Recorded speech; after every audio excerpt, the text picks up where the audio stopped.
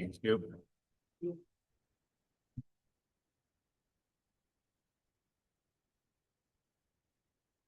Good evening, everybody. This is the City of Garden City Planning and Zoning Commission meeting on Wednesday, May 20th, 2026 at 6:30. Just to confirm, you do have audio and visual. We do have a question of audio at this point. Is that correct with Zoom? Yes, Mr. Chairman, we haven't gotten confirmation that Zoom people can hear us, but the audio seems to be working. Okay. Thank you very much. We'll now call the meeting to order. For the record, we have Commissioners Smith, Brown, Bickerton, and Shepard present. And at this point, we will stand for the Pledge of Allegiance. Pledge allegiance to the flag of the United States of America, to the republic for which it stands, one nation, under God, indivisible, with liberty and justice for all.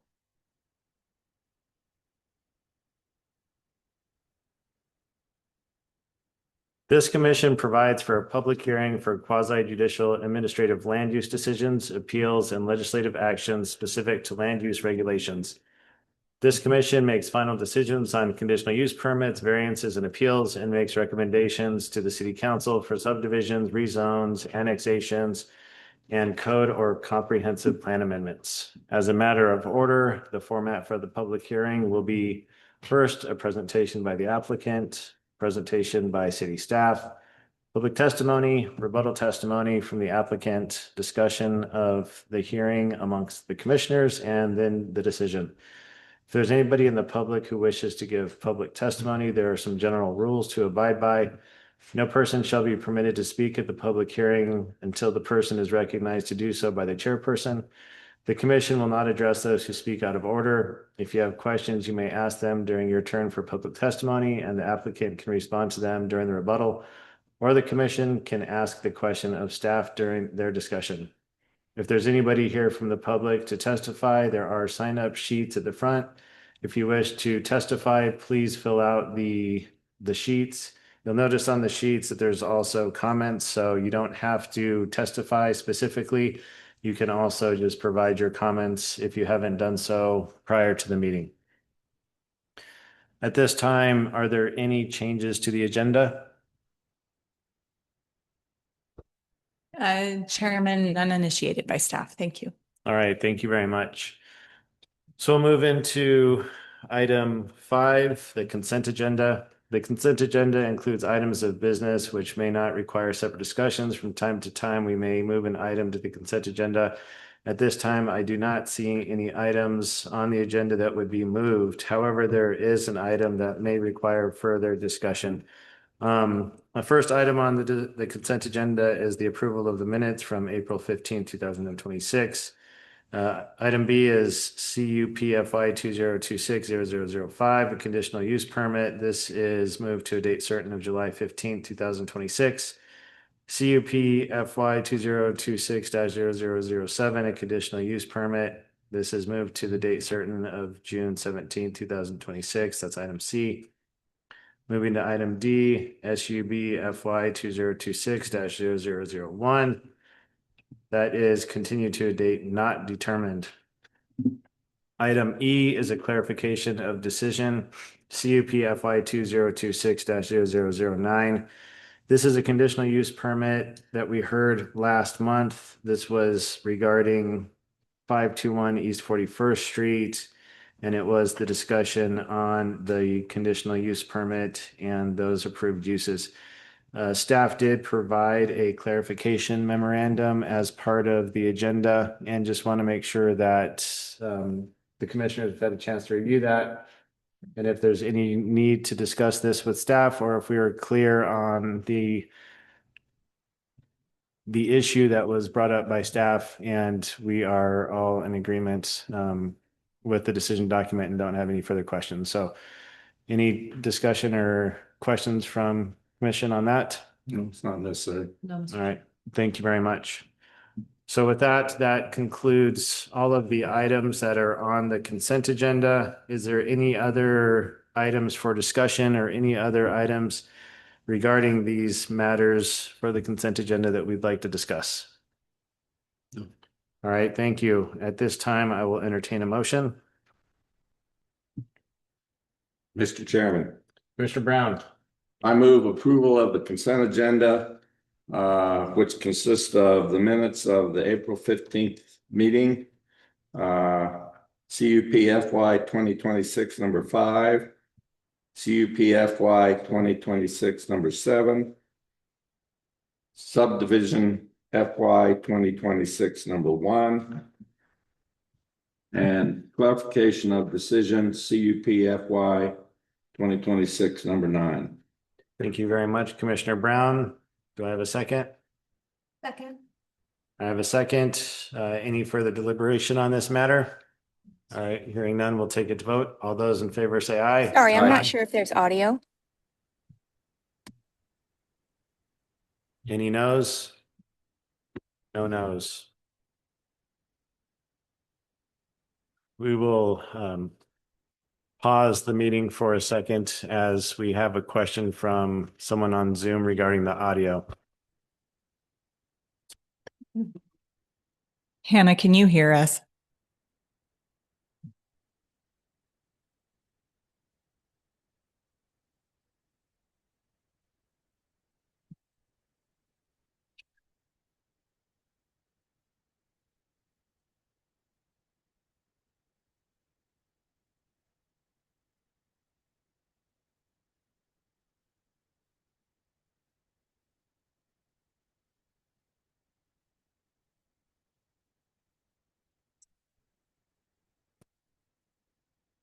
Can you hear us online?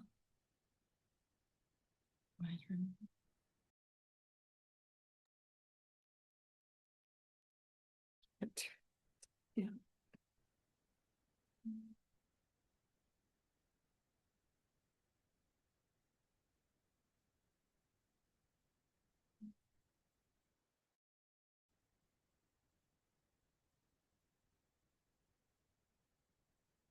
Testing.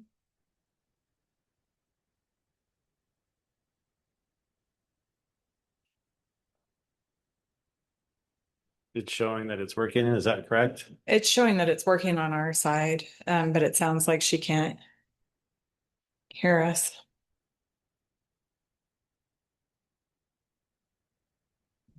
We'll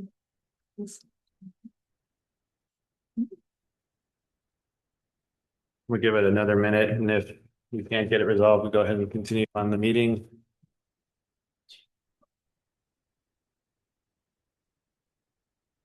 No.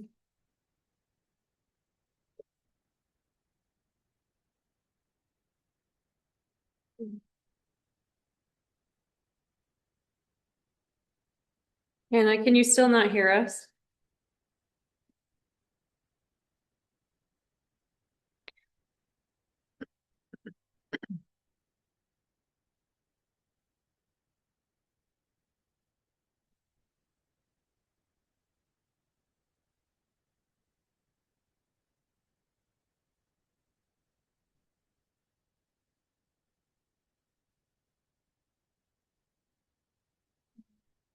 I think it was maybe claiming host on this.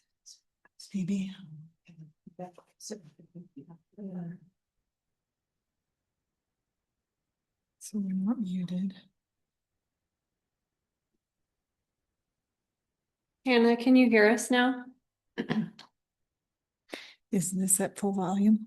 The computer? Mhm. Okay.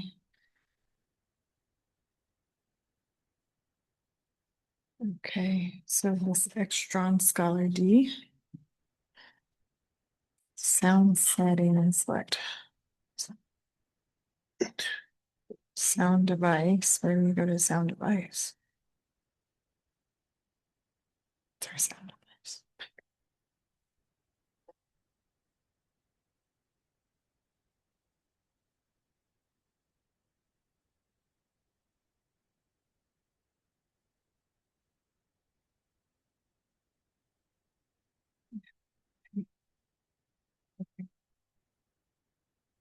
Sound device there. Mhm. It doesn't have. We go to settings. Maybe type in sound.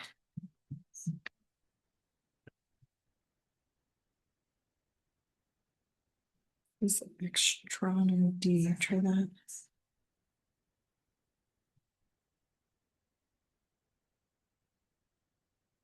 Okay. I don't, Hannah, can you hear us? Testing, testing.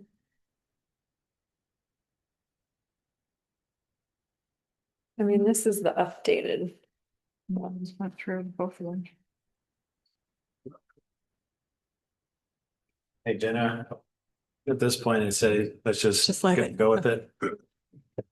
Chairman, my apologies. We have gone through our entire cheat sheet of what could be going on. All right, well, at this point, we will go ahead and resume the meeting. We just concluded with item 5, the consent agenda. And we'll move into 6, unfinished business. There are no items under that topic. Moving into item 7, this is new business. This is a public hearing. Again, with the public hearing, we'll follow the process where we'll have a brief introduction, presentation by the applicant, city staff report, public hearing, rebuttal testimony from the applicant, close the public hearing, discussion of the hearing amongst the commissioners, and then decision. This is item A, SAPFY 2026-0001, the proposed specific area plan, SAPD-02, to create a zoning district and rezone properties located between Heron Park and the waterfront district on both sides of Adams Street. And at this time, we will turn it over to Ms. Thornborough for the introduction and presentation. Chairman, members of the commission, good evening again, and thank you for allowing us to dive into a pretty thick application. And what is a specific area plan? It is a couple of things. So it is a rezone of properties to a zoning district that is proposed. So an SAP ordinance would be the zoning district or the zoning classification for the properties that would be rezoned. And then it also includes a master plan. And so that's why I'm saying it is a thick application, because it's doing a lot of things. The properties that are noticed for this application are highlighted here in yellow. I'm not going to go through all of the specific applications, or excuse me, addresses, but here you can see Adams Street, 37th Street, and then the river. And so these two large lots are the current ACHD site that they have relocated from. And then here, this large site right here is the Ada distributing property. The current zoning of these properties are right here. They're both, or all the properties are either R3 or C2, which are both designated as types of mixed use zoning districts within the current zoning ordinances. And they are adjacent to either R3, C2, or this purple is a mixed use designation. The reason that this is coming up right now, before I get too far ahead of myself, is because ACHD has vacated the property. They have notified the city that they intend to sell that property. Within our code, prior to anyone developing that property, they do need to go through this process. That property is required to go through the specific area plan process. And so the city decided to initiate the process rather than wait for whoever purchases that property to go through this process. As part of the process, the city did start with a survey, as well as there has been a neighborhood meeting for outreach, and the city has received public comments.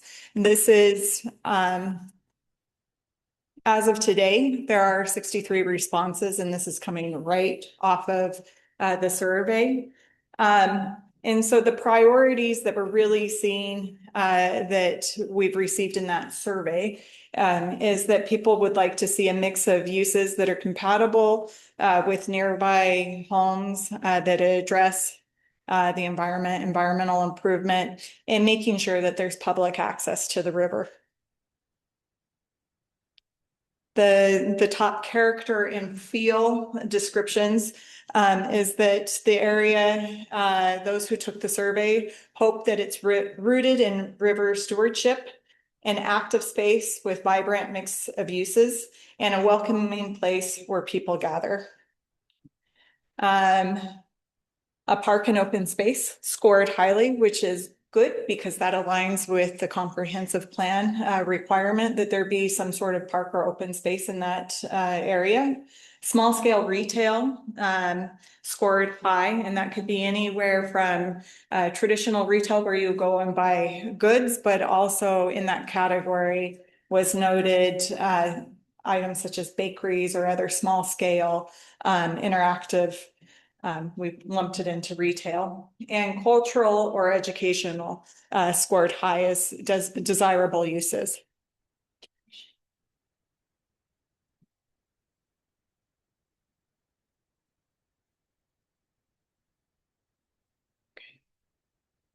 Sharing that? Yeah. Okay, thank you. However, the undesirable uses as identified through the survey were large scale retail, so big box stores, industrial uses, warehouses, and large parking facilities. And kind of lukewarm are professional services like dentists or doctors' offices and nightlife.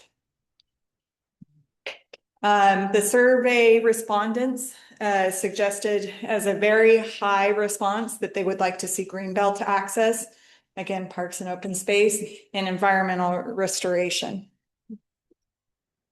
And what is most important to the respondents is open space near the greenbelt, height limits adjacent to the river and surrounding housing, architecturally interesting buildings, and landscaping and buffers.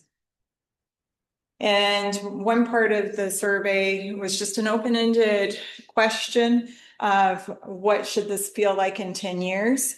And some of the words, not all of the words, there were 63 responses, were riverfront, welcoming, mixed use, art, architecture, family friendly, health and wellness, lively, etc.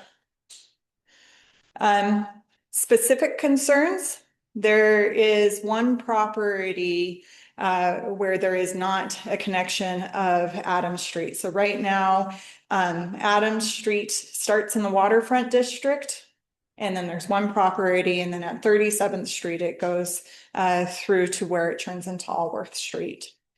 And I will touch on that a little bit later, but also traffic and circulation in general were a concern. Neighborhood compatibility has been a concern, as in specifically, we've heard from several neighbors that are in the waterfront district. I will say they're three-story structures that are concerned about their views. As well as we also heard concerns on the other side from a neighbor on the side that's adjacent to the Heron Park Street. And then in general, several comments regarding greenbelt, open space, and environmental stewardship were comments that we received grossly grouped together. The draft ordinance, there are two that you reviewed tonight, or for tonight, but in general, both ordinances address the comprehensive plans and adopted plans, mixed use designations, Main Street designation, and open space and parks, address the adjacent existing residential, require public open space, maintain massing away from the green belt, require green belt access at 300 foot or less, require that utilities are undergrounded, require connectivity of 38th Street, Breach Street, and Adams Street, including an extension, a required extension of Reed Street and Adams Street, the connection between the two, and then an optional extension of 38th Street for vehicles. That required Adams connection. Certainly, the city staff did hear that comment comments loud and clear. And the draft ordinances, both of them, note that there should be bicycle access minimally. And the reason for that is the city hears a lot of comments about greenbelt congestion in this area. And that's a growing concern. And opening that connection would allow for a secondary bicycle pedestrian access to access the bridge at 36th Street fairly directly in those high congestion times.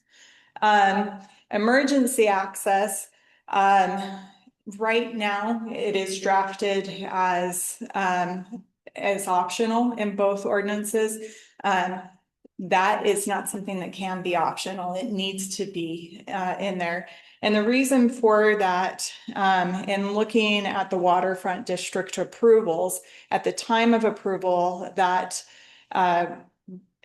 future access was required by the fire department as well as ACHD. And the reason that the fire department required it was for a secondary emergency access. And they did allow for the waterfront district to be fully completed without that access, but did require it in the future. And without it, there is only one emergency access into the waterfront district. And so staff would suggest that that needs to be a requirement. In both ordinances, it suggested that this should not be a cut-through traffic connection. That design standards to really reduce any cut-through traffic should be installed. There are many ways to do that. With the emergency access, it'll be required to be fairly large, but you can bring down the widths to be relatively small. You can meander, you can make it not look like a connection. There are many things that you can do to design away from inviting general public to utilize that. And depending on the requirements, we do need to note that ACHD has not provided comments as of yet, and they must approve anything that the city approves. But if they allow further restriction, you could have bollards, etc. on that connection. In hearing the desire to not even have the bicycle access by one commenter, there is an evaluation period to review the connection, and if there are problems or safety concerns, there is a way to close down that access in the future if possible, and potentially just to emergency access. But there is an evaluation criteria set up in the Thurman Mill is noted in both as a bicycle path, and that is consistent with adopted plans that we have on file. However, the execution of that is dependent upon Thurman Mill approval. And there is an idea of a pedestrian spine, which could be something that's what is referred to as a shared road, where pedestrians are the key feature. If a car is allowed in that space, it is secondary to the pedestrian. And so there's the allowance for it either to be pedestrian path or a shared road. That would be kind of similar to an idea like 8th Street downtown is something where you see the city of Boise going towards that way of addressing more of a vibrant area. And the idea is to pull the energy from the greenbelt and the river down into, it's required to go to at least Adams Street. And both draft ordinances have a phasing, so a requirement of the connectivity and as things are developed. And we've had this out for review with a number of different people, and the day before the packets were due, we had some pretty pointed feedback on what is called option A, as noting that it might be too prescriptive, and it may have some unintended effects of being overly prescriptive and hampering whoever is hoping to develop this, and not being realistic with what they're able to identify in the market to be able to move forward and utilize this as a tool. And so option A is more of a structured, standard code-based option, where option B looks to a regulatory master plan, which would be required to be adopted by those larger properties that I identified, the ACHD property and the ADA distributing, before they could develop. And then that would become the regulatory framework for the city to review upon. And that would go through, right now it's drafted as a design review process, which not to get too in depth, but that can go through a public hearing process. And the regulatory style of option A is much more prescriptive. And the regulatory style of option B is really focusing on establishing the purpose and the intent and waiting for that regulatory master plan. In option A, there are sub-districts identified, 3 separate sub-districts, and adjacent to the greenbelt for 150 feet. So from basically the edge of Heron Park to the edge of the waterfront common lot, 150-foot swath of what staff has suggested in option A as being the open space, and there's an allowance for up to 40% of development, private development, to encroach in that area. The idea there is perhaps you could have a cafe or something that really interacts well with a park open space, and allowing for the area to be semi-private. And then there would be a height cap of 2 stories, with the ability to enter into a planning give and take. If they offer more open space, then they could have additional height. Within option A, also directly adjacent to I will call them the 3-story homes in the waterfront, but along, or I'll call it the west side of waterfront district, there is what is called the Heron Common in the plan. This is certainly something that the commission could change, but the Heron Commons residential edge, and that is really limiting that to the same general height and residential and nature uses. And then the rest of the remainder of the area is noted as the mixed use, or the Heron Commons mixed use sub-district. And generally the height in that is 6 feet, again, with some give and take allowances in a section of the code. And I apologize, I have to look at it really quickly before I remember what it's called. But there is some give and take.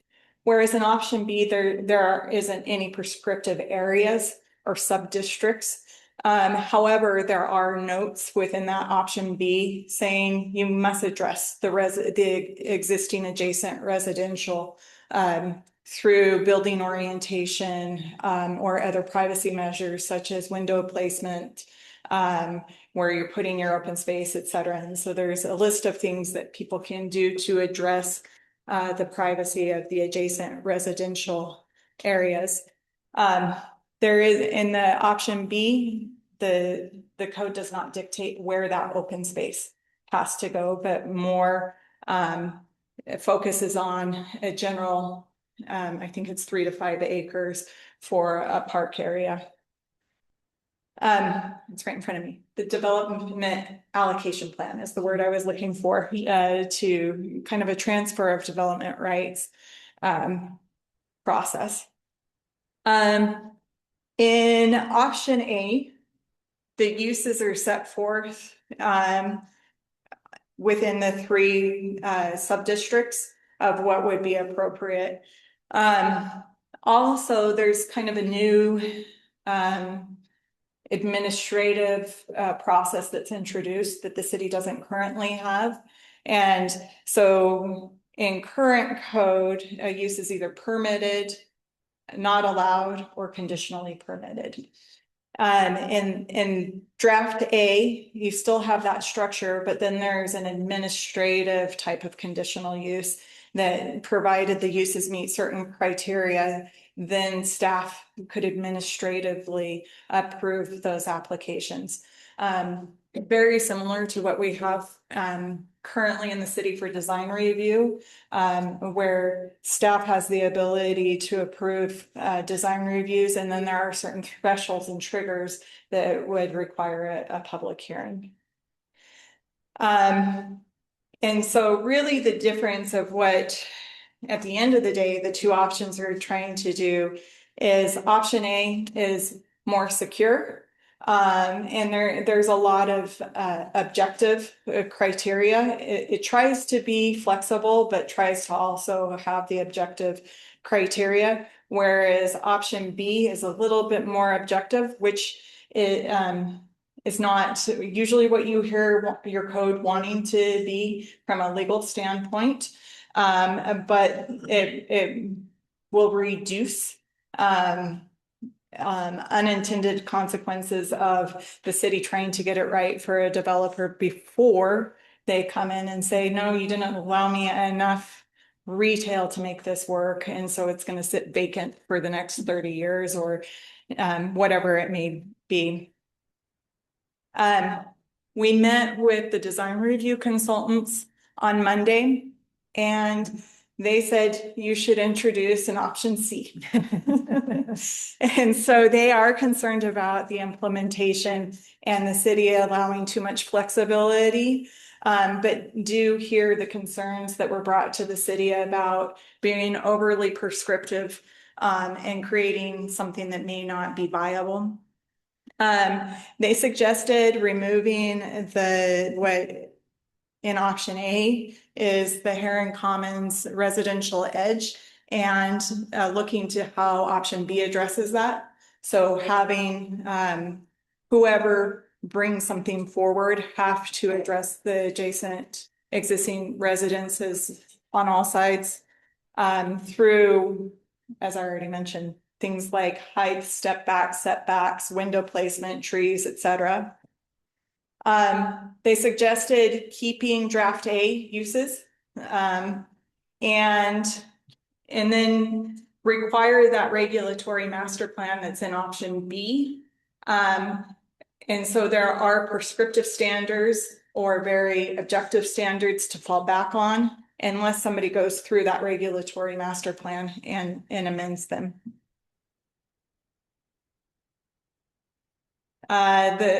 You are a recommending body to City Council, and the public hearing on this matter in front of City Council is scheduled for July 13th. And so what you could do tonight is recommend approval of A, B, or C as presented, recommend denial of all 3, recommend changes, or I would request that you hold the public hearing, but leave it open until June 17th and provide staff with more direction of how you would like staff to take these. And with that, I stand for any questions. Thank you very much. And you did address some of the questions that I had specifically on how you see this moving through, because I didn't know if you thought, and I would like to hear the rest of the commissioners' perspective on this. But there's a lot of work that went into this, both with you and design consultants, and I'm sure the other commissioners reviewing this. And so if we have at least two different options, there would be potentially a lot of time spent discussing the different options, and I could see us just spending a lot of time getting into the details. So were you thinking that one way to go about this, like you said, is to recommend one and then have council either approve at that point and then come back to us for comment? Because I could see a situation where we go through with one and then we make a bunch of changes and then they want B or a C, and none of the discussion that we've had is even brought forward. So I was just thinking about what's the best way to bring that forward, so we're spending the best use of everybody's time and resources. So other commissioners, what are your thoughts on just how it would work, and just how do we get this through without, because I tell you, I have probably over 100 different comments just on A, right? And if we go through that and we don't even agree on it, or commission and council doesn't, so what are your thoughts? My thoughts. First of all, this for my thoughts, really good work. And I've been intimately familiar with this since for 17 years, I was the manager of engineering at the Ada County Highway District. And I'm very familiar with the location and also in the process that's been going on reaching this. For example, this is a major part in our comprehensive plan where the ACHD part of it, which is the majority of it, it's what prompted this. And I support that, but that's been designated, I think, since 2006 as a future planning site. We're doing exactly what we're doing here and requiring it that in order for it to be developed, it wasn't an SAP at that point, but it did have it had a requirement built into the comp plan that required to have a master plan put together for the area. That's what was envisioned. So it's a very long time coming, and I'm really glad to see that the staff is stepping up and we're being aggressive. I was prepared to I can understand exactly what you're saying and where the option C came about from. But based on my knowledge, I was prepared to make a couple of changes within how we go to the wording in option B, and I was prepared to go ahead and make a recommendation based upon that. But I've saying with a couple of minor changes if we got to it, option B. Same time, I can see, well, after we have the discussion, we might want to put it off, but I would be in favor of making a recommendation. Mr. Smith? And proceeding. I liked the idea of making a general recommendation on an option A, B, or C, sending it up to council, and then having them send it back down with their either approval or not approval to do some more detailed work on that. I think that really is efficient, because I agree with you, Mr. Chair, that if we, for example, all send up option B, but then they like option A, and you've spent a lot of time vetting B, that doesn't make a lot of sense. So I think we can figure out procedurally, I'm not quite sure technically how that would work, but I think that we can make a general recommendation of a plan if we can come up with one. And then do a little work on the back end unless there's significant disagreement at the council level about the overarching plan. I mean, I think no matter what, by the time we get done with it, it's going to be a hybrid. I mean, it may not be the C hybrid, but it will be some form of a hybrid because we're gonna really dig into it and probably incorporate bits that we like from plans. So I almost feel like if you take all of our thoughts, whatever they are, and put them together, we're probably recommending some form of a hybrid and see how council feels about that. Alternatively, we could create the perfect hybrid and send it out. That's also a thought. Yeah, I think that definitely helps. Commissioner Bickerton? Mr. Chair, I come up from a bit of a different perspective. So a couple of my questions were, so my gut prefers, even though it's prescriptive, for residents, for neighboring residents to have a sort of certainty about what's happening to that neighborhood. Having just gone through something very similar in the neighborhood that I live, I know what it's like to know that there's a development happening nearby you, but knowing that actually the details of it may be decided later down the road. So I was more of the, well, let's follow code, but allow for some flexibility. So one, the developer knows what they're buying. They know the limits. My concern about option C is if the residential area is still open, the developer doesn't know what they're buying. I would assume that could impact the price. They don't know the parameters of what they're getting, because it's like, you get this, but then you're going to have to go through more public testimony, work through it. So I do like the idea of us having something where we have some certainty. So residents know what's going to be built, developers know what they can and can't build, but with the flexibility as some sort of flexibility, but not so much flexibility that's just effectively open. That makes sense. Mhm. Thank you, Commissioner Shepard. Thank you, Mr. Chair. I agree that we probably will come up with some kind of hybrid with this. And I came into this meeting having read all of this, not really having a decision made on whether I prefer option A or option B, because I wanted to hear everything. But also, I agree. Well, my gut feeling was also like going towards option A, just so we had something that the neighbors could like know and not have so much uncertainty out there. But with that said, you talked about, Jenna, the restaurants or not the restaurants, sorry, the retailers, as an example of us not allowing enough for it to be sustainable long term. And so those are the kinds of things I thought maybe could be worked out. And when they mentioned the hybrid or option C, I should say, I guess if I was going to make a decision on that tonight, I actually want to have a little more time to think that through. But like overall, I really love the work that you guys have done on it. I think this is just like a generational opportunity for an amazing piece of land. So I really want to make sure we get it right.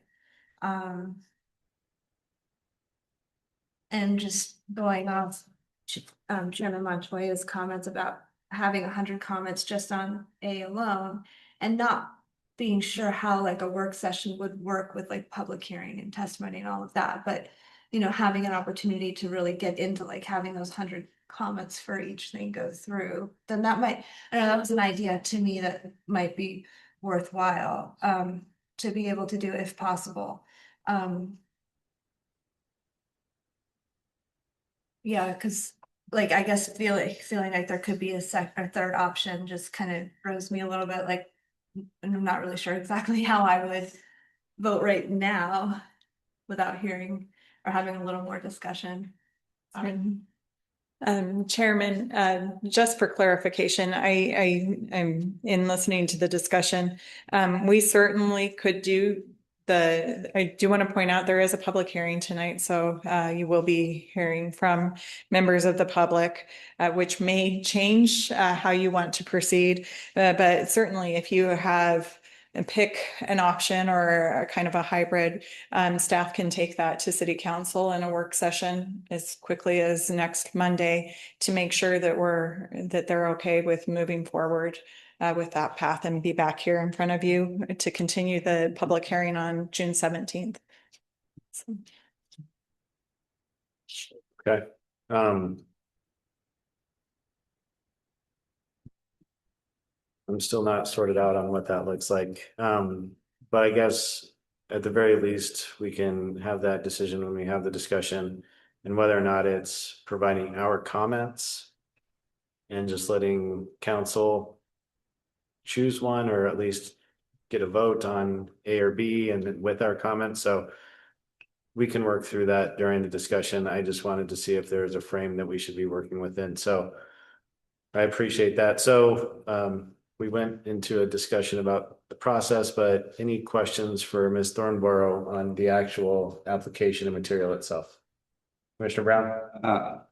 I already pointed out when I have this is supposed to, we are going to proceed and have a public hearing, right? Yes. Yep. So, because that will help us modify, for example, what I just said, I have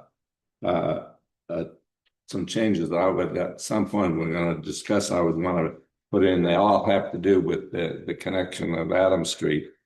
And, but I would like to, before we do that, I would like to hear what we get from the public, and maybe that'll help us. Yeah, the thought is that we'll follow the procedure as normal. I just didn't want to get into details and detailed questions with Ms. Thornborough. That was going to take up 2 to 3 hours if we didn't need to.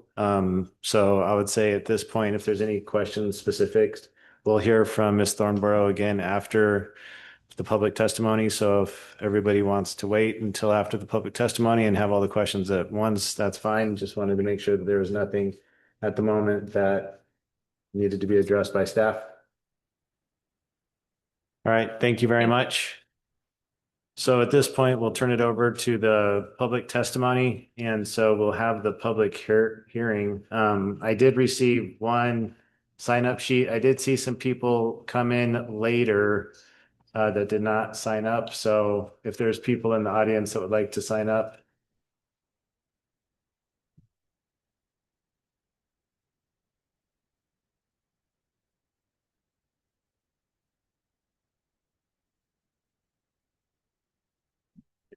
Like we're going to have one more. Is there anybody else that would like to speak on this application before we get started? It looks like we have someone from the Zoom world that is raising their hands. Can you hear us now? Oh, good. Takes care of that. All right. And just for the record, there is a process for when you do provide your testimony. So when you give public testimony and approach the podium, please state your name and address for the record, and we will be giving the public 3 minutes for testimony on this matter. So let's go ahead, and I can't read your name. I'm sorry, the gentleman on Zoom. Yeah. Kent? Ken Pyle? I assume I'm the person on Zoom? We can't hear him. Oh, you can't hear me? Is the volume down? I'll keep talking so that way in case the volume is down, you can hear me. My microphone should be working. Let me look at my microphone. It was working earlier. Can you hear me yet? Let's see. Let me see if I can find the microphone. Yeah, it's using my default microphone. Kind of hear you. We can kind of hear him. Can you, what if I, how about if I speak real loud? Can you hear me now? Barely. We will Barely? see if we can hear you a little bit better. Pull them up on the phone. You want me to dial in with a phone number? Oh, it might be the same issue though if it's. Yeah, give us a second. You can keep talking if you want. You probably don't really want to hear. Yeah. But I more probably I just need to keep a stream of consciousness just to that way when you do get the volume up, you'll know. Should I go ahead and state my name? Like And Hemingway or a favorite song. Yeah. Can you hear me well enough that I should state my name and get that out of the way, or Audio. Um, Gotcha. I can, but I don't think other people can. Okay. It is kind of. Pardon? We could put it on a phone and put a phone up to a mic. We could, I'm not. It's not ideal, but it would work. It's upstairs and that's. I- Well, I could drive down there, but public hearing probably isn't that long, right? Yeah, and if you do, I'll turn the volume off here.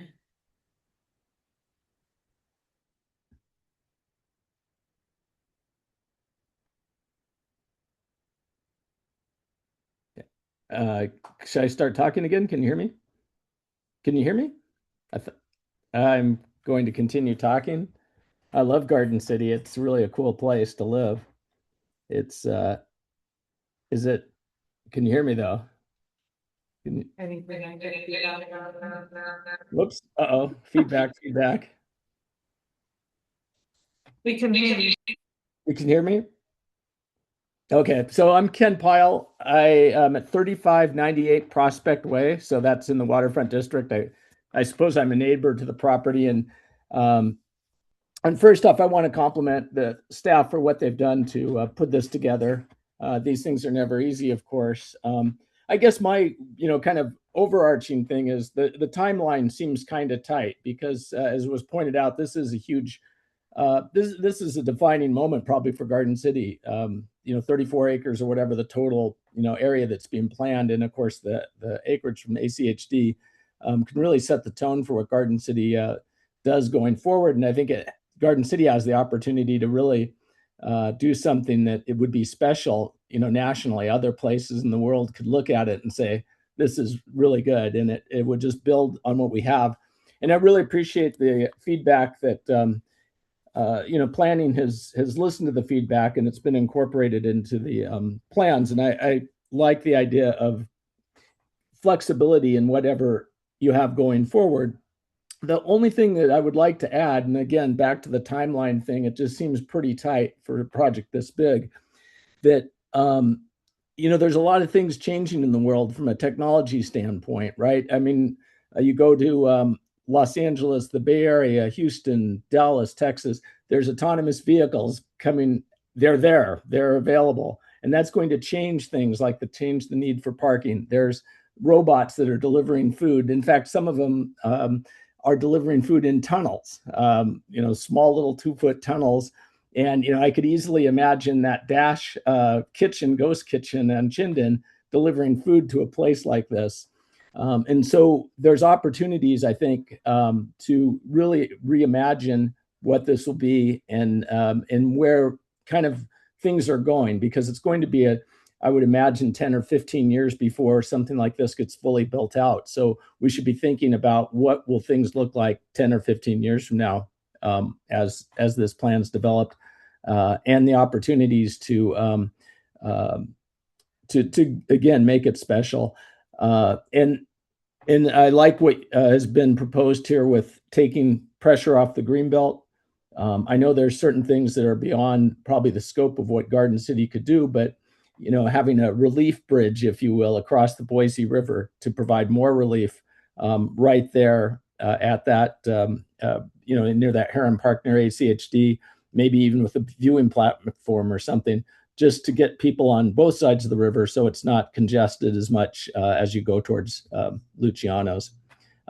So those were just the comments I had. Just, this big project, it's a long-term type thing. And I think, we need to make sure we have the time to put in there. And I mentioned this when we had the open house, the planning, but there's so much that can be done with AI to do visuals. I think, we could do some charrettes, if you will, some online charrettes of different ways this thing can be planned, and so instead of looking at renderings that were done 11 years ago by students at University of Idaho, we might as well imagine what it is today using the tools that AI provides. So thank you very much for being on the commission, and thank you very much for considering my comments. All right. Are we back in normal business? All right, excellent. All right, looks like we have 4 people signed up for testimony. The first, is there a David in the audience here to testify? Thank you, sir. If you'd please state your name and address for the record. Yep.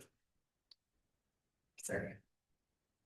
I'm David Twyver, 380 East Thurman Mill Lane, right across the fence from the new Heron Commons development. Very interested, very excited about the development, and very impressed with the work that's been done so far. A couple of serious concerns. One, well, first of all, I'm a left brain guy, so I like option A. Be nice to have some certainty going forward and not so loosey-goosey. But with that certainty, the height issues on the adjacent residences to the waterfront district are a major concern. Our home is a 2-story home. The others on the street are 2 to the east and 3 stories to the west. The version of the document that I read called for a maximum of 4 stories and 52 feet on the north side of the fence, facing all of our properties. That would block off all of our views of the foothills of the mountains. I think it's excessive. I vote for 2 stories.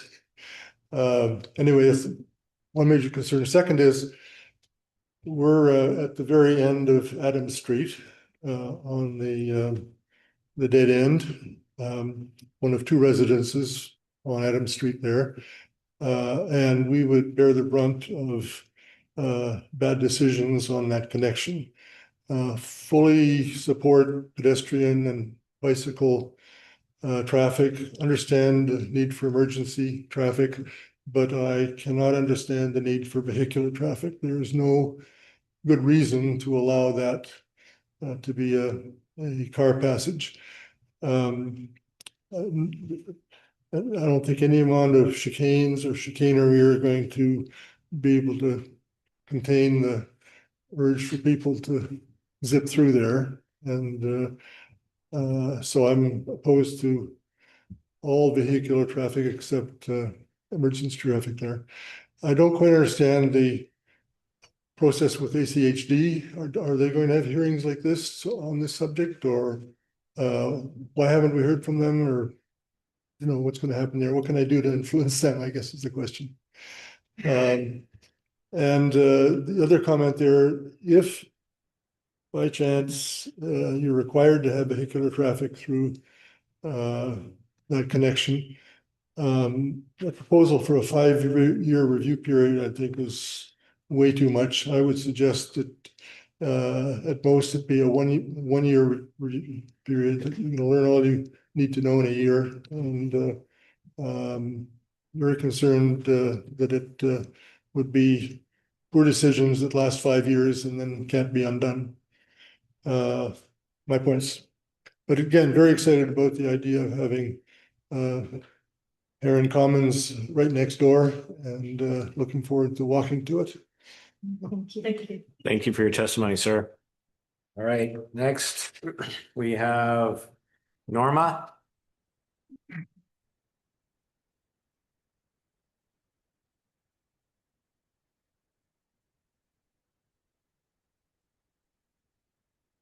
Norma Schaefer, 3832 North Willow Bar Lane. So I'm in a 1-story house with a low profile roof. In my area of the subdivision, there are 1- and 2-story homes. My front yard, which is very small because these are patio homes, is adjacent to the ACHD property. I want to, first of all, thank you for being proactive and working on this before we have a buyer, and things can go wrong quickly if done too quickly. But one of the words we keep using is compatibility, and I guess we want to know what that exactly means, because it sounded good. I came to the neighborhood meeting and saw the cute little drawing that was done, 11 years ago. And then I'm reading draft A with 4 to 5 stories and 50 plus feet. So again, we are supportive of development. But again, in my area of the subdivision, it's at the very end past the cul-de-sac. We're looking at 1 and 2 story houses. There is mixed height, of course, in our subdivision, but the 3.5 story townhomes are basically a block away from me. So we are concerned about that strip that would be adjacent to the 1 and 2 story home areas. And I hope that you just take that under consideration. And hopefully I don't have a 5-story building in my front yard. That's all. Thank you. Thank you very much. Appreciate the testimony. All right, next we have Nancy.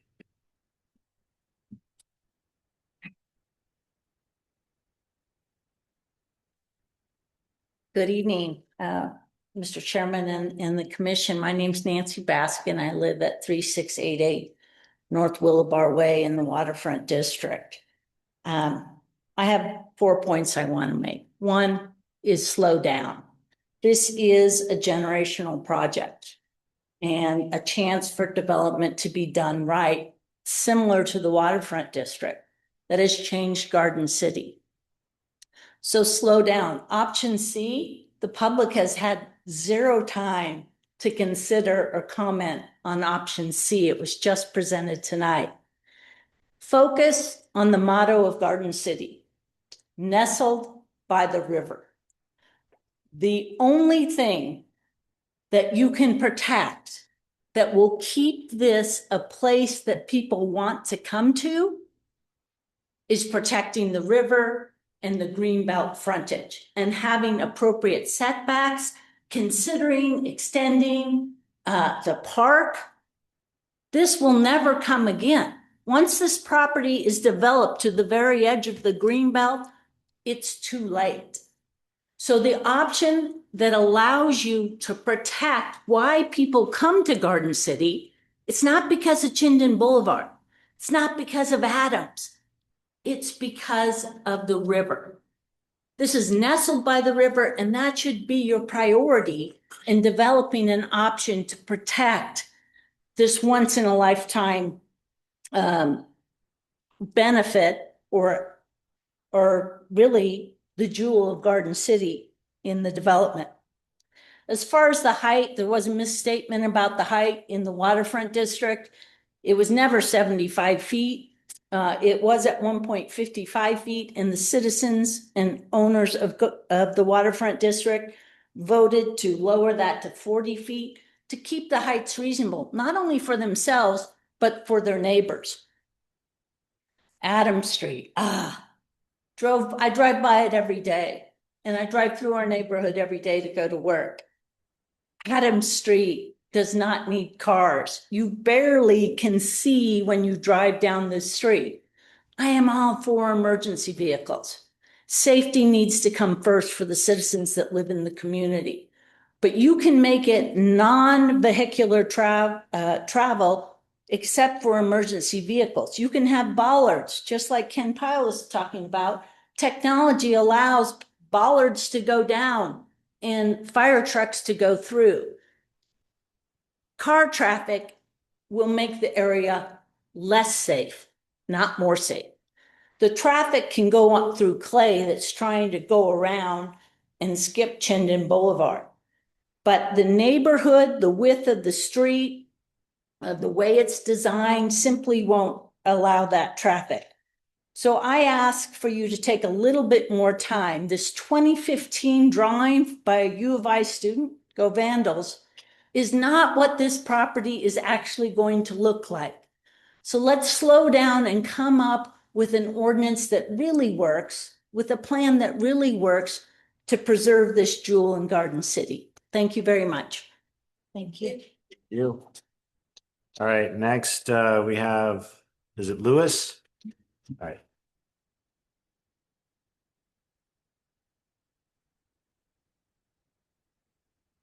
Mr. Chairman, members of the council, Louis Landry, 211 East 33rd Street, Garden City. My property does not abut this, blocks away. I did a small development on 36th Street of 6 townhomes. So I'm aware of some of the changes that have happened as impacted by the waterfront, et cetera. The two speakers that certainly have drawn my attention, both starting out with Mr. Pyle and then Nancy's, in terms of this is a legacy project. This is one of the biggest, most defining decisions that this council, the Council of Garden City and the mayor, and this group is going to have a hand in. And I think you really need to think deeply about this and what we're shaping here in Garden City.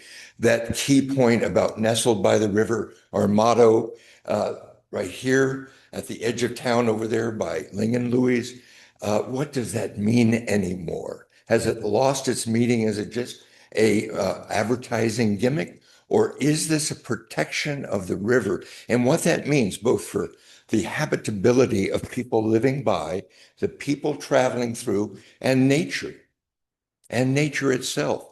So the issue that most I think is dangerous is these heights and participating in a number of decisions, going back to the boardwalk, 16 stories at one point, right on the river. Crazy. That's just crazy. If you look at the legacy of the Greenbelt, what's in Garden City was the city of Boise. Several books about how the Greenbelt developed and the vision of civic leaders, a lot of business people that said this could be an amazing thing for our community. And look at it now with a river of jewels of parks all along the way and appropriate setbacks. What we've got is a strip of sidewalk and dying cottonwoods. That's what we've got. So some of that can't be remedied easily. This can be remedied, and you can set the stage for what's going to go down the river all the way to the fairgrounds, because you have a number of industrial buildings, and as values increase, they become redevelopment properties. Redevelopment properties. You're setting the stage for how that could look in the future. So when I see Garden City, I see that whole stretch from what you've got now with some really good thinking all the way to the fairgrounds. What's it going to look like? I think you should have topographical maps. I think you should look at that. This decision should not be based on just the postage stamp view. It needs a bigger view, a much bigger view. The staff has started it with getting a values assertion, but you need some visuals to get a sense of this. Last thing, in terms of the visuals, look at ACHD and where the building is and what abuts it on the side towards Chinden. You have a lot of small one-story commercial development. That's going to be your expansion point in height. So you can get developers money through height and density, but that's the way you could handle it without affecting a lot of the homeowners, et cetera, and creating a couple of different zones like that. Not on the road. Thank you. Thank you. All right, so that is all that we had as sign-up sheets. We did hear from Ken Pyle as well. Is there anybody else in the audience that would like to provide testimony tonight? All right, seeing none, then we will go ahead and turn it back over to Ms. Thornborough. Thank you, Chairman and members of the commission. I just have a few clarification comments to help you as you deliberate. The first is, while the city can absolutely propose things on public streets, ultimately ACHD will have to approve those. And so if there's a proposal that is brought forward for design, limiting connection, et cetera, that will ultimately need to be approved by ACHD. And we do understand that they plan on commenting on the ordinance. We don't have the comments as of yet, but I also understand from their staff, they're hoping to limit those comments just to the connections, to the public connections, to the road, public roads. And so I think that Adams connection, hopefully we do hear back sooner than later, that it could influence the direction this ordinance takes. But at this point in time, we don't have a concrete answer of how they would address that connection point. The second, noting that understandably having a road open for 5 years before you evaluate it seems like a very long time. Staff did want to note that the reason that it was drafted in there as such a long time is because development will take time.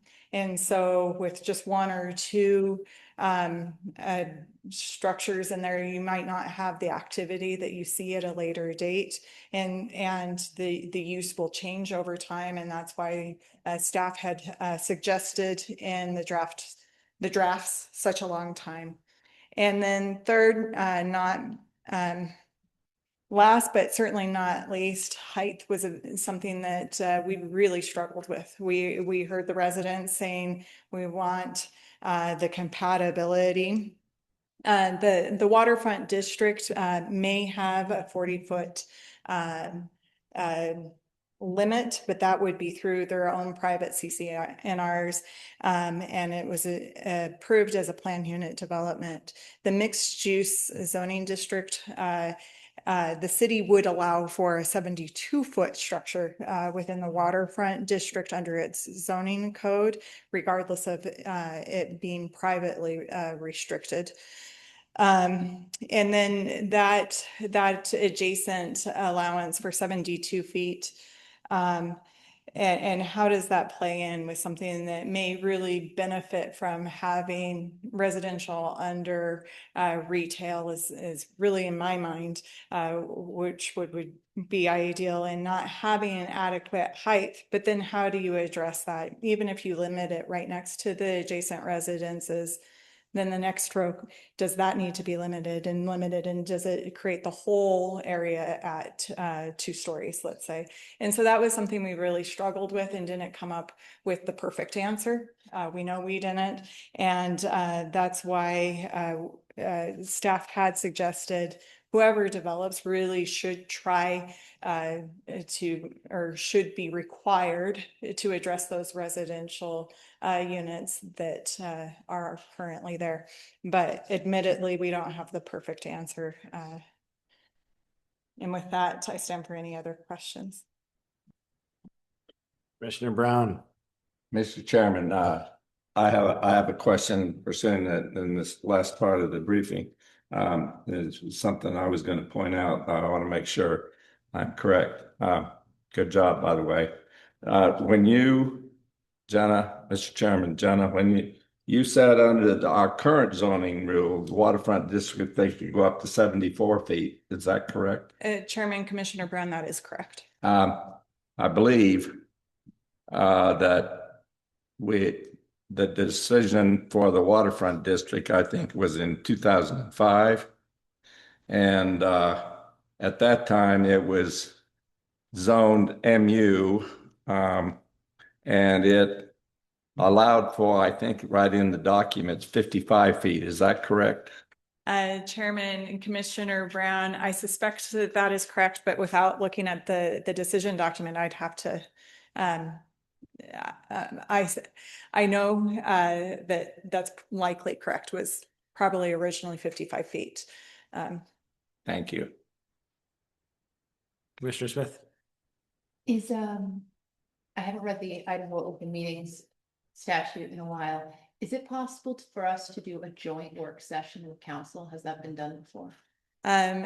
Chairman, Commissioner Smith, we could do something as long as it's noticed. I will have to defer to our legal counsel, where you're a recommending body, if the works, how that would go through. But I think that is certainly, as long as it's noticed adequately, something that we could set up. I was just thinking that given how big this is, that might be useful as a brainstorming, question asking, really thinking big picture, as this gentleman said, and then go back to the recommending, get into the gritty details and sending it up process. So begin with that work session, then come back essentially here to the recommendation stage and send it up. But I think that might be a reasonable way to go about it if it's possible. Any other questions?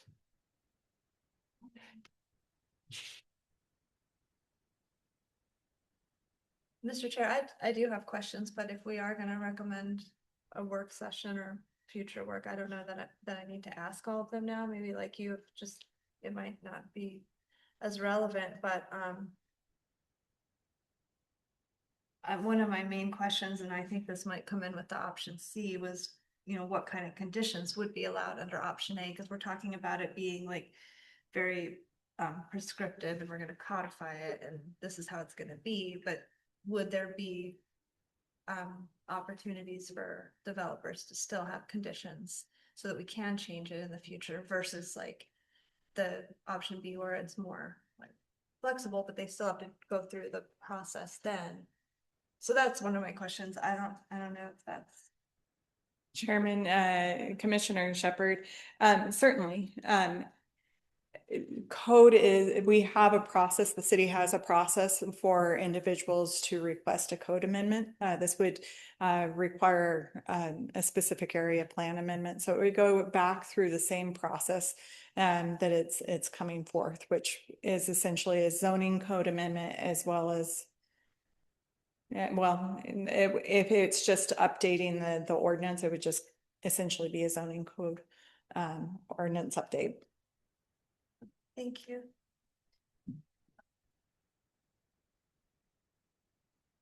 I did have another question too, just about the Adams Street connection.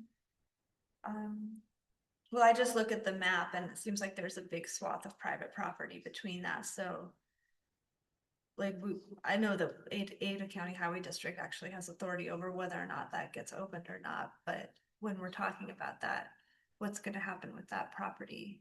Are they just gonna, I don't know, allow like a street to be put in there? Chairman Montoya, Commissioner Shepard, there is a property between the ACHD property and the waterfront district. And that's what we're talking about when we're talking about the Adams connection. And that would not occur until that property specifically redevelops. And so that would be part of that redevelopment application. Okay, thank you. I guess I understood it that way, but I just wanted to clarify because that could conceivably be decades. Chairman Commissioner Shepard, correct.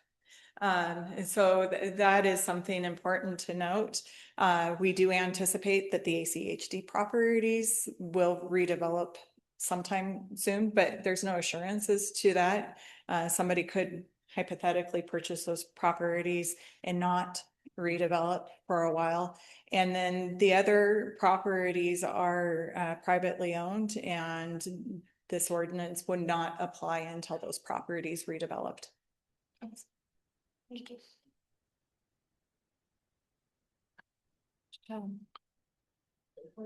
One question of clarification. I feel a bit stupid asking this, but just to clarify, so whether or not there's vehicular access down the Adams connector, that is not a Garden City planning and zoning. That's not within our remit. That is ACHD, correct?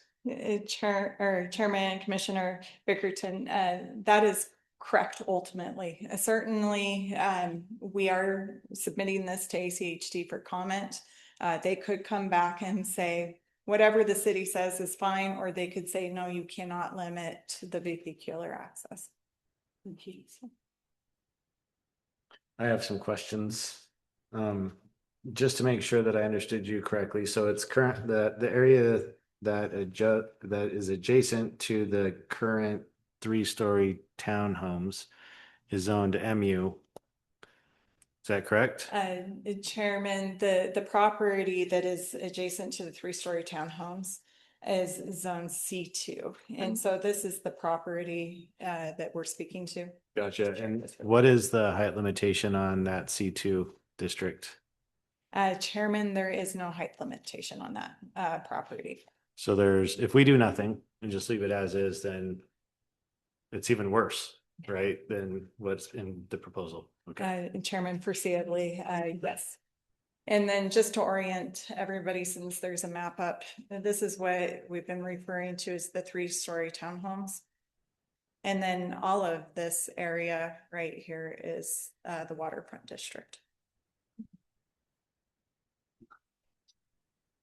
Go ahead. Yep. While I'm doing 101 here, sorry. While you have the map up, could you point to where in ordinance, the draft A of the ordinance, there was a recommendation for height cap of 2 stories in one area, 4 stories in the residential edge, and 6 stories in the mixed use? Are you able to point to those?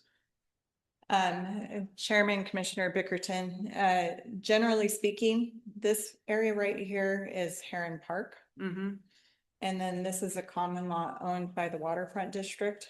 And so there's 150 foot swath that allows for up to 2 stories, only 40% developable. And so including fencing. So the idea is that it's accessible, at least 60% is accessible to public. So just roughly in this area with up to 40% being allowed up to 2 stories, or there could be, I'm going to call it a transfer of development rights. If they provide additional open space, then there's an allowance to go higher. And then this area here, yeah, is and I apologize for misspeaking earlier. There's been a lot of back and forth of what that height should be, and so this is a height restriction as well as in this area right here. However, this is not called out as the Heron Commons residential edge. It's this area right here that's called out as the residential edge. Thank you. And just for the sake of just understanding the process, so regardless of what plan or option we approve, Garden City is not going to be developing any of it themselves, correct? Chairman, that is correct. So there's going to be more than likely some private party that's going to develop this. And they're going to look towards development standards that are either codified or not, and come and propose something through a master plan or some other subdivision or some other plan similar to the River Club. Chairman, that is correct. The one fail-safe that's in code right now is this is called out in our code as requiring a specific area plan. So if the city says, whoa, we're in over our skis, let's just stop, which could be a recommendation, and then whoever comes and buys this prior to developing it would have to go through this process. And so do you see a realistic solution being that Garden City pays to have someone do some sort of preliminary design to show different options? Chairman, I think that probably the most realistic would be based on our budget, would be the suggestion that we heard tonight, playing with AI to see if we could come up with something that resonates. But hiring somebody at this point in time, I don't foresee that, but that would be a question for council. And so we would be essentially guessing at what the market would be needing, but looking to provide an ordinance that at least has some sort of guidance on what the city council would ultimately be visioning for the site. Chairman, that is correct. That is the feedback that resulted in that option B. The staff did clearly hear and go, okay, we understand what you're saying is that as somebody's coming in to develop a property, there's a lot that goes into that aside from meeting zoning code. And so the correct number of everything, square footage of commercial spaces to make that commercial space vibrant, but they need the correct number of houses also to make it vibrant. And then the cost margins and things that are too tall might not pencil, but things that are too short might not pencil. And staff would be the first to admit we don't have that expertise in-house. And then do you know how Ada County is going to sell the property? Is it going to be at auction? Are they going to do any type of subdivision or applications for changing the use to make it different than what we're currently seeing? Chairman, it's our understanding that they will be going through the public requirements for surplus property, and they intend to sell their entire site as one property.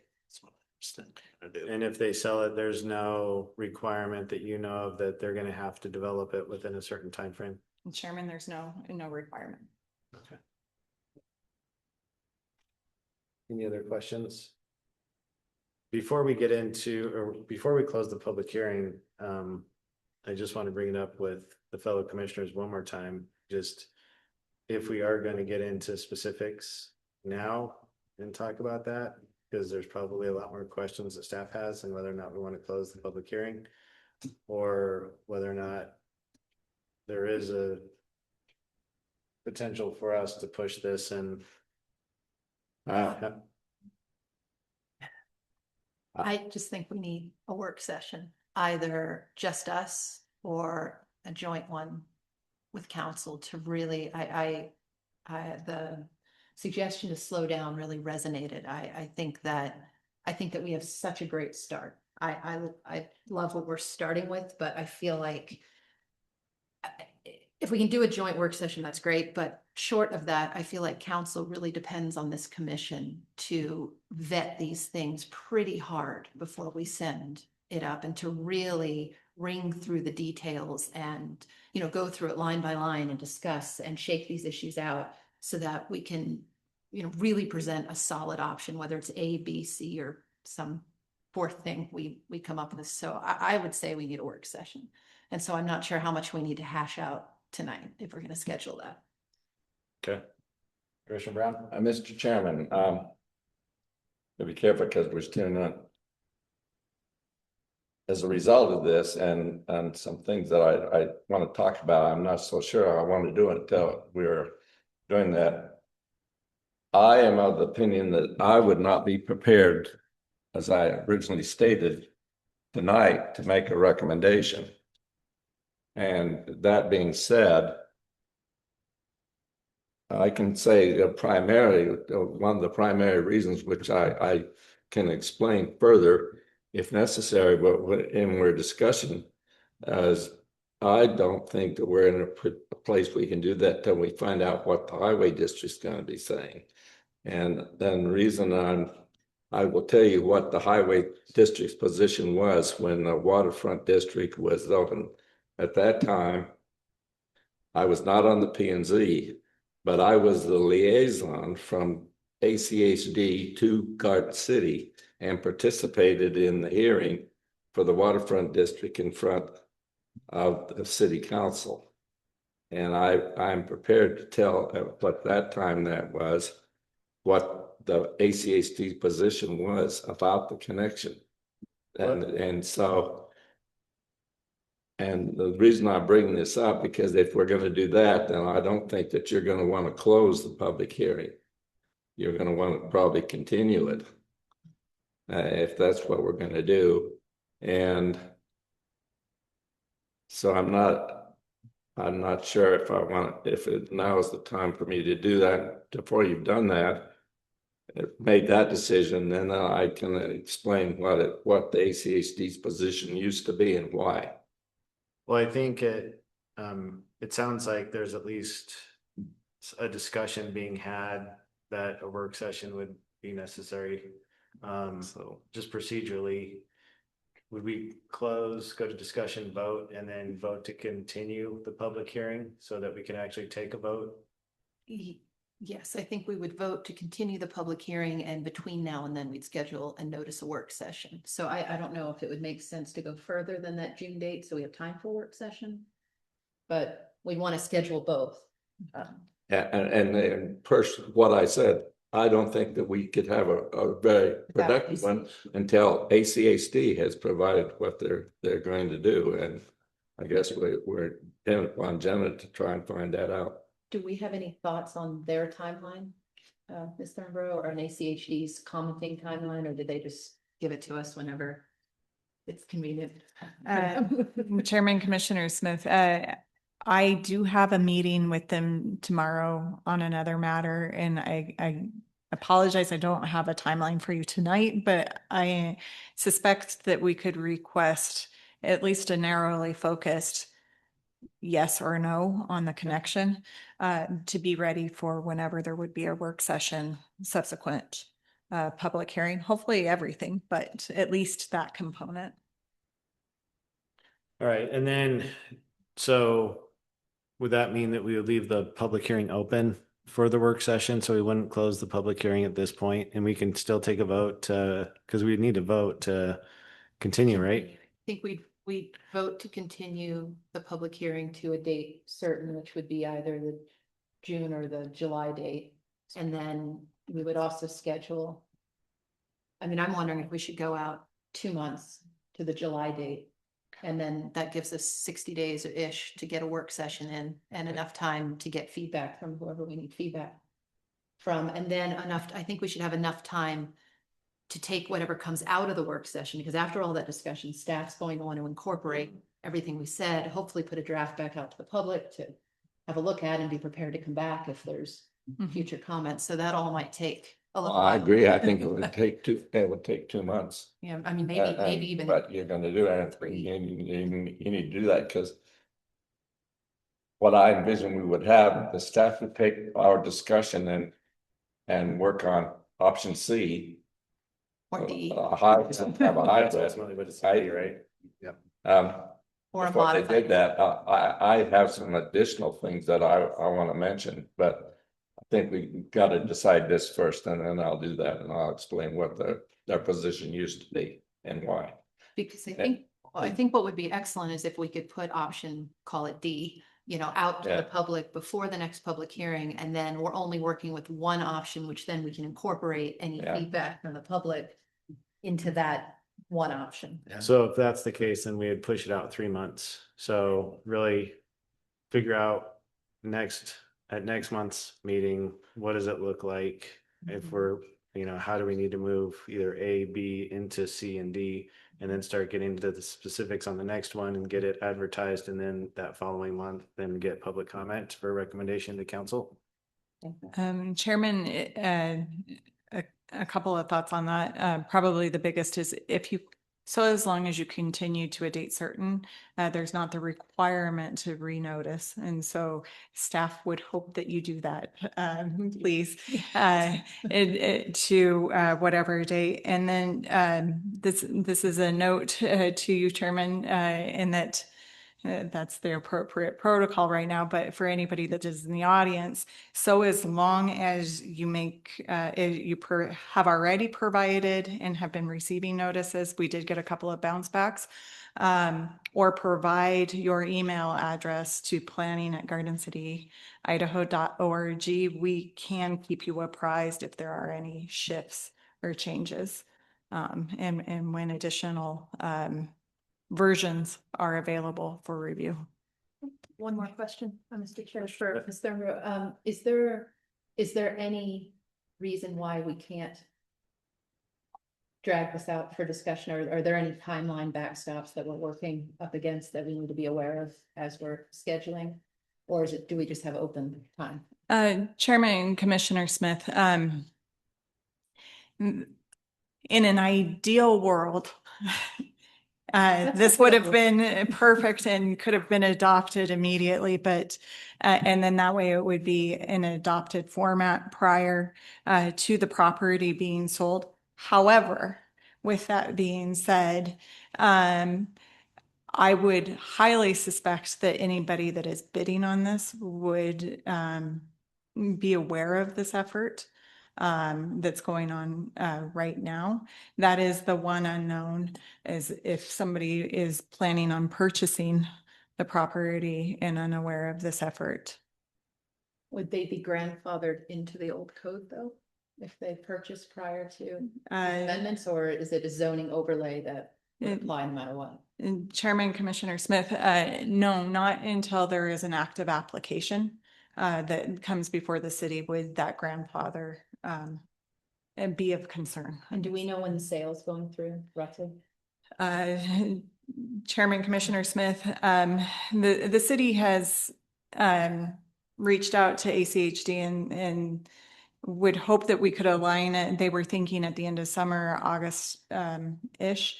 However, I don't know that it's imperative that this be in place. So as long as it's in place prior to a development application. However, I take that back. I even take that back because the requirement by the city is that there needs to be something in place, a specific area plan. So there is a level of assurance, even if the city does not have this adopted prior to the sale. I mean, I think 2 months, if we can pull it off, would be good. I feel like that's enough time to get a work session in and get it back to you. I mean, I think it's almost more on the staff side. I think it's going to be a fair amount of work to incorporate the work session. So I'd almost want to defer to staff on the timeline for how much time you think you need. Chairman, Commissioner Smith, I really do appreciate that. I think that the best would be, the biggest concern I would have is how quickly could we find room in everybody's schedule to convene for a work session. And from there, I would say that the best practice would probably be go for, say, the July date, if that's what you're looking for as the quickest turnaround. And then if there hasn't been something convened in that time frame that makes sense, we can always continue it to the next month again. And we can, if we know that that's occurring, we can send out an email blast to those that are concerned, so they're not coming down unnecessarily for a public hearing. That's good. And so with that, we can either move to vote, have further discussion. Is there any discussion further that you wanted to discuss, Commissioner? If we're having a discussion and we've been doing that, then yeah, I'll go ahead and we'll consider it. Though I'll point out, we haven't made a decision yet about closing the hearing. I thought that we're gonna continue it, so keep it open. We're gonna continue that, and we have, you probably at least have to make a statement to that effect. Well, I think you need a motion. Yeah, to keep it. Yeah, we just move to continue to a date certain of July 15th. 15th. But I think what Commissioner Brown is saying is that we're not closing the public hearing. So we're not moving into discussions, right? And so we have to save them for the work session. And including continuing the all hearing part of it. But I would second that. What's that? I would second our motion with that correction. Well, I can close the public hearing, we can discuss and then reopen it.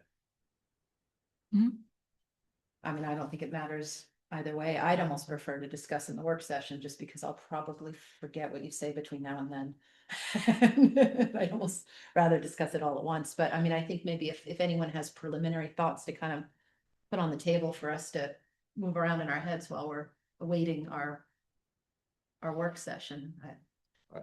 So, well, I'll tell you what I know about the highway district, and this will be a little bit of history. Like I already mentioned, I was the liaison to Garden City from the highway district. And Jenna, could you put the yellow plan on there and be there so you can move the cursor? And I'll explain first of all, Jenna already explained. Just giving some history. Jenna already explained the first thing that was a requirement. There was a requirement under them that came out for that, and that requirement actually said this was a requirement for the waterfront. Okay. Final PUD approval shall be conditioned upon a presentation by the developer to the Planning and Zoning Commission of a site plan proposing a second public street access to the PUD. That was a requirement. And here is the reasoning behind it. The first one was North Ada Fire and Rescue. Put that as one of the fire requirements, that there had to be a second entry to the development. And so they agreed that would be satisfactory by stubbing that street out for a future opening. And so that requirement is still there. The highway district's recommendation was, and in that sense, it was at that point, they're thinking that there, as I recall it, remember, this is in January, February 2005. And my brain is 83 years old. So if you would point on there, their requirement for the highway district for stubbing it out was the following.